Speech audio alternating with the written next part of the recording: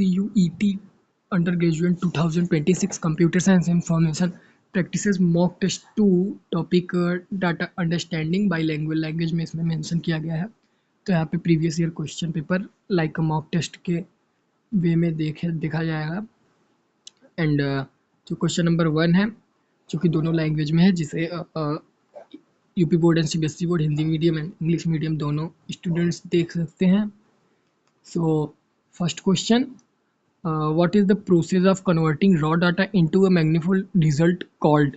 मतलब कि कच्चे डेटा को सार्थक परिणाम में बदलने की प्रक्रिया क्या कहलाई जाती है। मतलब किसी भी डेटा को अच्छे डेटा में चेंज करने के लिए हम क्या कहते हैं, कोई हमारे पास ख़राब डाटा होगा उसे दूसरे डाटा में चेंज करने के लिए क्या कहा जाएगा, तो उसे डाटा प्रोसेसिंग कहा जाएगा। मतलब ये डाटा प्रोसेसिंग, अब डाटा प्रोसेसिंग क्या होती है, जिसमें हम डाटा को अपने मैनेज करते हैं उसे हम डाटा प्रोसेसिंग कहते हैं। सेकंड क्वेश्चन, इन्फॉर्मेशन क्या है, व्हाट इज़ इन्फॉर्मेशन। तो इस तरह भी कहा जा सकता है, information is a combination of multiple data. तो यहाँ पे जो इसका आंसर होगा बी, प्रोसेस डाटा। किसी भी डेटा को प्रोसेस करना इन्फॉर्मेशन कहलाता है, किसी भी डेटा को प्रोसेस करना इन्फॉर्मेशन कहलाता है। And question number 3, data collected for the first time by an investigator is called. मतलब कि सबसे पहले जो पहला हमारा डाटा होगा जिसे सबसे पहले कलेक्शन किया जाएगा उसे क्या कहा जाएगा, तो ऐसे डाटा को हम प्राइमरी कहते हैं। जो सबसे पहले कलेक्ट किया जाता है वो डाटा प्राइमरी डाटा होता है। And fourth, data grader from newspaper और वेबसाइट इज़ एग्जाम्पल ऑफ। मतलब कि समाचार पत्रों और वेबसाइटों में एकत्र किए गए डेटा किसका उदाहरण है।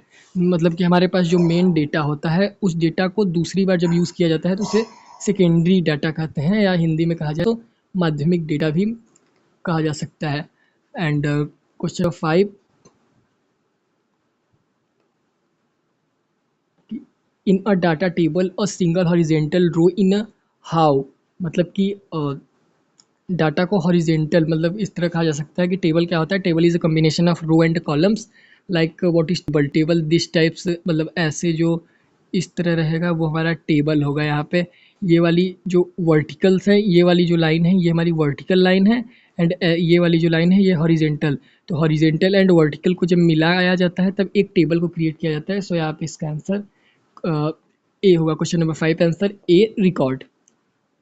मतलब कि टेबल का यूज़ किस लिए किया जाता है, रिकॉर्ड को मेंशन करने के लिए किया जाता है। And which data type is suited for storing marks in like 85.5.19.2। मतलब कि दशमलव वाले नंबर को हम क्या बोल सकते हैं computer science and information practices में, तो उसे हम फ्लोट करते हैं। फ्लोट क्या होता है, फ्लोट जैसे भी 2.1 2.2 2.3 इस टाइप के नंबर हमारे फ्लोट होंगे। And question number 7, gender male female is an example which type of data. मतलब एक किस तरह के डाटा का एग्जाम्पल है, जेंडर जो हमारे मेल एंड फीमेल है तो ये हमारे गुणात्मक डेटा लाइक अ क्वालिटेटिव डेटा का एग्जाम्पल है। एंड क्वेश्चन नंबर 8 को देखा जाए, विच of the following is an example of understand data. मतलब कि निम्नलिखित में से कौन सा असंरचित मतलब अनस्ट्रक्चर्ड डाटा का उदाहरण है इसमें। मतलब जो स्ट्रक्चर फॉर्म में नहीं रहता है, एक टेबुलर फॉर्म में नहीं रहता है, एसक्यूएल रहता है, स्प्रेडशीट रहता है, सीएसवी फाइल रहती है, बट डिजिटल इमेज नहीं रहती। डिजिटल इमेज को हम ग्रिड व्यू में रखते हैं, लाइक किसी भी तरह हम उसे सजा सकते हैं। स्ट्रक्चर फॉर्म में नहीं रखते, अनस्ट्रक्चर फॉर्म में रखते हैं।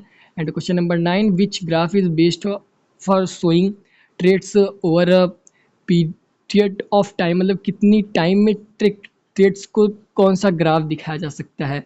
मतलब कि अगर हमें टाइम के कंपेरिजन में कोई भी चीज़ को दिखाना है तो हम कौन सा ग्राफ का यूज़ करेंगे। एग्जांपल इस तरह कहा जा सकता है, ये हमारा एक ग्राफ है एंड यहाँ पे लिखा है 1 आवर्स, ये लिखा है 2 आवर्स एंड ये लिखा है 3 आवर्स। एंड यहाँ पे ये वर्किंग है कि ए की वर्किंग, ये बी की वर्किंग एंड ये सी की वर्किंग।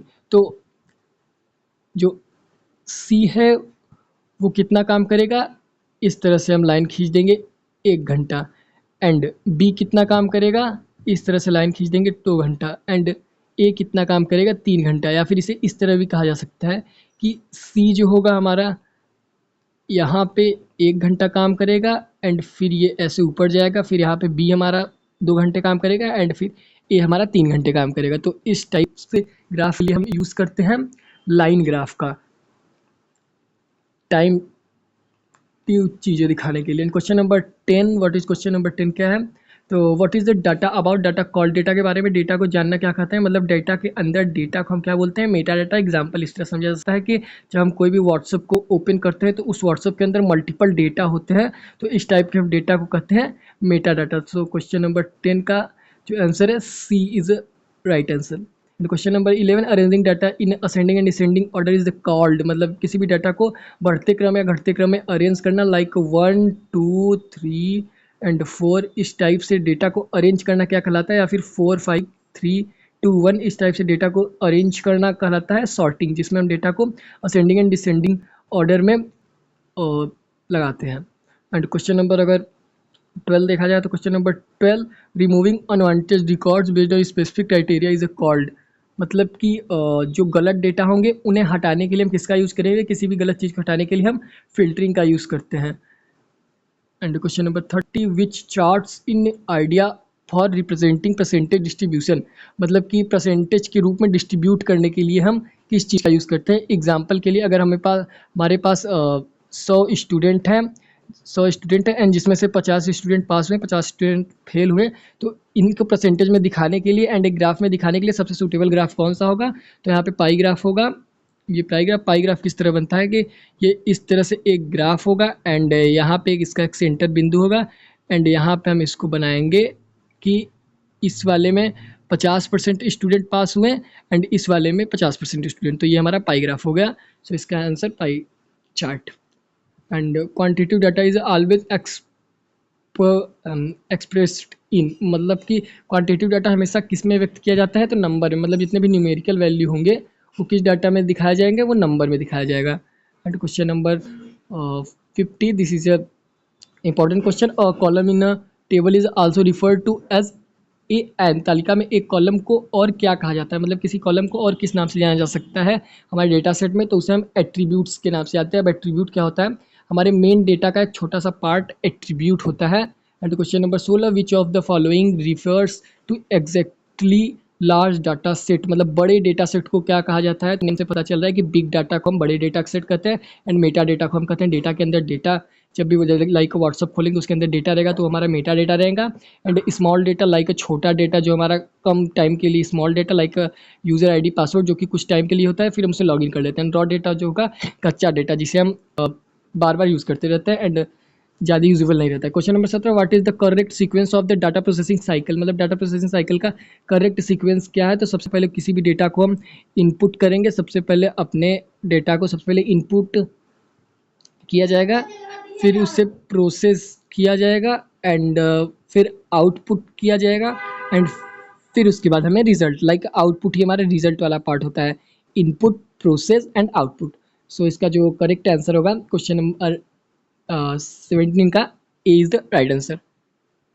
सो नेक्स्ट देखते हैं, at student name are an example, छात्रों के नाम किसका उदाहरण है, मतलब कि हमारे पास जो छात्र होंगे वो किसका उदाहरण होगा, लाइक हमारे पास मल्टीपल नेम्स हो गए कि जैसे कि यहाँ पे हम लिख सकते हैं कि हमारे पास, ये मैंने यहाँ पे ड्रॉ लिया एंड ये मैंने लिख दिया कि हमारे पास एक राम नाम का लड़का है एंड एक शिवांग नाम का लड़का है एंड एक प्रिंस नाम का लड़का है। तो इन ये सब किस टाइप के डाटा है, तो वो हमारा गुणात्मक, मतलब हम इनके गुण को भी समझ सकते हैं, इनका गुण क्या है, इनके नाम ही इनके गुण हैं। सो हम नेक्स्ट क्वेश्चन पे चलते हैं। Question number 19, which tools is commonly use to organize structure data, मतलब स्ट्रक्चर डाटा को अरेंज करने के लिए हम किस टूल्स का यूज़ करते हैं, तो उसके लिए हम एक्सेल स्प्रेडशीट का यूज़ करते हैं। मतलब कि जब भी हमें कोई लार्ज अमाउंट में डेटा को मेंशन करके उसे एनालाइज करना होगा, उसे सही क्रम में लगाना होगा, सही स्थिति में लगाना होगा, तो हम स्प्रेडशीट एंड एक्सेल का यूज़ कर सकते हैं जो कि ओपन सोर्स है, बट एक्सेल में हमें लाइसेंस का यूज़ करना पड़ता है, बट स्प्रेडशीट जो कि गूगल शीट से हम यूज कर सकते हैं, ये काफ़ी फ्री होता है बहुत से हद तक। Question number 20, comparison between a different categories is best show by, मतलब विभिन्न श्रेणियों के बीच तुलना के लिए सबसे अच्छी तरह किसके द्वारा दिखाया जाता है, मतलब इसे इस तरह बोला जा सकता है कि अगर हमें किसी चीज़ में कंपेरिजन करनी है कैटेगरिकल डाटा। अब कैटेगरिकल डाटा क्या होता है, तो जैसे कैटेगरी वाइज में हमें किसी डेटा को बांटना है कि अगर हमारे पास डेटा है कि एक ओवर में हमारे पास 10 रन बन रहे हैं तो 2 ओवर में कितने रन बनेंगे, तो सिंपल सी बात है, एक ओवर में 10 तो 2 ओवर में 20 बनेंगे। सो इस टाइप के डेटा को बांटने के लिए हम बार ग्राफ का यूज़ करते हैं। हम हमें समझना होगा कि बार ग्राफ होता क्या है। तो बार ग्राफ सबसे पहले हम इस टाइप से लाइन खींचेंगे एंड यहाँ पे इस तरह से जब हम किसी भी चीज़ को बनाते हैं तो ये हमारा बार ग्राफ होता है। सो ये हमारा बार ग्राफ है एंड ये हमारा एक्स एक्सिस है एंड ये हमारा वाई एक्सिस है। सो आपको समझ में आ गया होगा कि बार ग्राफ क्या होता है। हम क्वेश्चन नंबर 21 पे चलते हैं। वाई इज डाटा क्लीनिंग, मतलब डाटा क्लीनिंग में बताया कि डाटा क्लीनिंग क्या होती है। हमारे पास जितने भी डाटा होंगे उन्हें सही करना, उसमें डुप्लीकेट वैल्यू को हटाना, उसकी क्वालिटी को इंक्रीज करना हमारा और डाटा क्लीनिंग एंड फिल्टरिंग होता है। तो क्वेश्चन नंबर 21 का बी आंसर राइट होगा। एंड 22 को हम देखते हैं विच of the this is not characteristics of big data, मतलब बिग डाटा का इसमें से कौन सी विशेषता नहीं है। तो बिग डाटा अगर है तो भाई आयतन होगा, वेग होगा, विविधता होगी, मतलब वॉल्यूम होगा, वेलोसिटी होगी, वर्सिटी होगी। बट स्मॉल साइज कभी भी नहीं हो सकता बिग डाटा का, क्योंकि इसका नाम ही है बिग डाटा। तो हमारा 22 का क्वेश्चन का जो आंसर होगा सी होगा। 23 पे हम बात करते हैं। तो data store in relation database is usually, so मतलब कि जो भी हम डाटा को रिलेशनल वे में स्टोर करते हैं, लाइक रो एंड कॉलम के वे में स्टोर करते हैं, उस डेटा को हम क्या बोलते हैं। तो इस डेटा को हम स्ट्रक्चर्ड डाटा बोलते हैं। जिस भी डेटा में रिलेशन डाटाबेस आएगा तो हमें स्ट्रक्चर्ड डेटा को लगा के आ जाना है। सो यहाँ पे 23 का ए हो गया आंसर। एंड 24 की अगर हम बात करें तो collecting temperature reading every hours in example, मतलब कि तापमान रीडिंग को जो कलेक्शन करता है वो किसका उदाहरण होता है। तो डेटा कलेक्शन सिंपल सा, इसमें यहाँ पे हमें आंसर ही बता के दे दिया है। कलेक्टिंग टेम्परेचर मतलब कि टेम्परेचर को कलेक्ट करना किसका एग्जाम्पल है। तो भाई सभी को पता है कलेक्टिंग, तो यहाँ पे हो जाएगा डेटा कलेक्शन। सो हम नेक्स्ट पे चलते हैं। हमारा जो नेक्स्ट क्वेश्चन है 25 नंबर का क्वेश्चन है। If data set has the column name age and city what is age is, यदि डेटा सेट में नेम एज और सिटी कॉलम है तो एज क्या है। मतलब कि नेम एंड एज, नेम जो होगा हमारा वो तो हमारा मतलब कि कैटेगरिकल डाटा हो जाएगा, स्ट्रिंग टाइप का डाटा हो जाएगा। स्ट्रिंग क्या होता है, string is a combination of words and age numerical में होता है, सिटी हमारा स्ट्रिंग में होगा। तो यहाँ पे बोल क्या रहा है कि data set has the column name, यहाँ पे पूछा कि एज हमारा क्या है। तो एज हमारा एक फील्ड है एंड एट्रीब्यूट है हमारे नेम का, क्योंकि ये हमारा नेम जो हमारा मेन है तो नेम का एट्रीब्यूट एज एंड सिटी है। सो आपको समझ में आ गया होगा, चीज़ें सिंपल वे में मैं एक्सप्लेन करता जा रहा हूँ।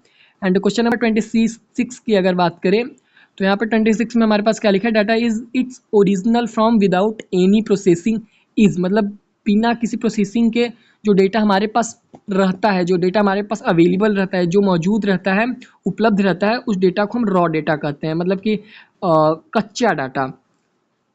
सो यहाँ पे मैं चीज़ों को हिंदी एंड इंग्लिश दोनों बाइलिंगुअल लैंग्वेज में सिंपल वे में एक्सप्लेन कर रहा हूँ। सो अगर आपको वीडियो पसंद आ रही हो तो प्लीज़ लाइक करिए एंड सब्सक्राइब करिए। बाकी मैं 20-25 मॉक टेस्ट लाने वाला हूँ कंप्यूटर साइंस इन्फॉर्मेशन प्रैक्टिसेस के लिए, CUET 2026 की प्रिपरेशन के लिए। एंड 27 क्वेश्चन की बात करते हैं। Which graph would you use to show how a students make change over 5 month, मतलब कि अगर हमें दिखाना है कि ग्राफ का यूज़ करके कि 5 महीनों में छात्रों के अंक कैसे बदले। तो जैसा कि मैंने बताया था, अब यहाँ पे हम लाइन ग्राफ, मैंने बताया था कि लाइन ग्राफ कैसे होता है। लाइक हमने एक ये लाइन खींची एंड ये एक लाइन खींची। सो थोड़ा सा यहाँ पे आप इसे इस तरह समझ लीजिए, हमारे हमने ये 2 लाइन खींची, ये थोड़ा ये हमने लाइन खींची एंड यहाँ पे हम इसे इस तरह से ऊपर लेके जाएंगे, नीचे ऊपर नीचे ऊपर नीचे, मतलब कि हमारे जो नंबर होंगे वो इस तरह से बढ़ते घटते क्रम में जाएंगे। तो इस तरह के को हम लाइन ग्राफ कहते हैं। तो यहाँ पे आपको 27 का क्वेश्चन नंबर 20 समझ में आ गया होगा। एंड हमको नेक्स्ट क्वेश्चन पे चलते हैं कि हमारा नेक्स्ट क्वेश्चन क्या है। 28 an employed salary is which type of data, employee की सैलरी किस तरह की डाटा जो है। तो हमें समझ में आता है कि जब भी हमारे पापा लोग की सैलरी मिलती है तो कितने में मिलती है, मतलब कितने मिलती है, 10,000, 20,000, 25,000, 30,000, 1,00,000, 20,00,000। तो इस तरह से जो होगा वो मात्रा मतलब क्वांटिटी में मिलती है कि 3,00,000 का पैकेज है तो भाई आपको 20,000 रुपये, 19,000 की जॉब मिलेगी। सो इस टाइप से हमारा क्वांटिटी हो जाएगा। तो 28 का जो हमारा आंसर होगा वो बी होगा। अब हम नेक्स्ट पे चलते हैं।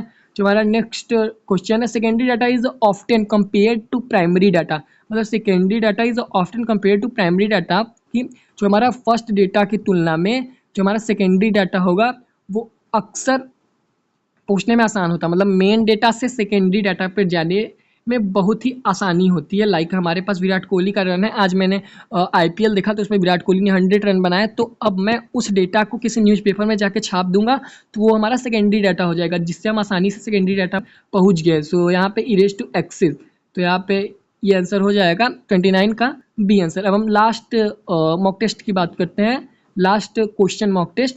तो the final result opted after data processing is called, data processing के बाद प्राप्त अंतिम परिणाम क्या कहलाया जाता है? मतलब कि जब भी हम डेटा को प्रोसेस कर लेंगे, इन सबसे पहले इनपुट होगा, प्रोसेस होगा, आउटपुट आएगा। तो प्रोसेस के बाद जब आउटपुट आएगा तो उसमें हमें क्या दिया जाता है? तो उसमें हमें सूचना दी जाएगी। सो यहाँ पे ये सिंपल टर्म्स में हैंडल हो गया। एंड यहाँ पे मैं आपको एक क्वेश्चन देता हूँ, आप को अगर चीज़ें आसानी वे में आ रही है तो मैं एक क्वेश्चन आपको यहाँ पे लिख के जा रहा हूँ कि आप सी टी का full form and E P ROM में यूज होने वाले सिगमेंट का नाम बता दीजिएगा एंड सीडी का full form. So thanks for watching this video. And इसी तरह की अगर आपको वीडियो चाहिए तो बने रहिए। Thank you, thanks for watching my video.